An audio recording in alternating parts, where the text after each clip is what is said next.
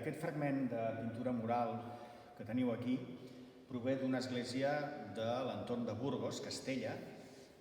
En concret és l'església de Tubilla de l'Agua, dedicada a Sant Martí, i és interessant que estigui visible aquí en el museu perquè és una mostra dels contactes existents entre alguns conjunts catalans, concretament de la Vall de Boí, molt especialment Santa Maria de Taüll, amb centres de l'entorn de Castella. Com s'explica aquesta vinculació? En gran part per la relació dels centres de la Ribagorça, per les seves autoritats, amb el rei d'Aragó, Alfons el Bataller, situat entre finals del segle XI i les primeres dècades del segle XII, i que va ser una personalitat important de cara a l'expansió territorial d'Aragó envers el sud i envers territoris situats entorn a Segòvia i Sòria. Precisament d'algunes d'aquestes zones hi ha altres conjunts, com Sant Baudilio de Berlanga o com Maderuelo, que també estan dintre d'aquest grup.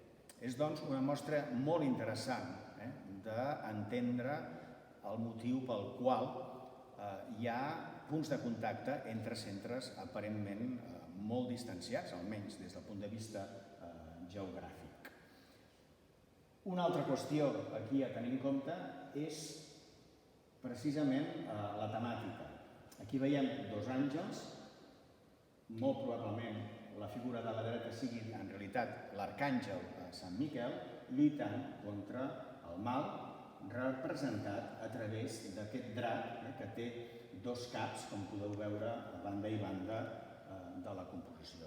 De fet, aquest tema de la lluita dels àngels contra el mal, contra el diable, també podia haver estat reflectit a Santa Maria de Taüll i també s'ha vist, per exemple, en algun altre conjunt dels esmentats.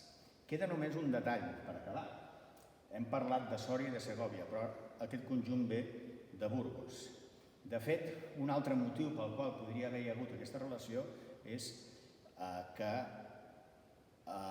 el rei Alfons el Bataller va contraure matrimoni amb la filla d'Alfons VI, Urraca, de manera que també es pot entendre aquesta vinculació amb centres situats més al nord de Castella. En tot cas, això serveix per veure també que entre diferents territoris de la península ibèrica hi ha relacions artístiques que van més enllà de les demarcacions tal com les entenem.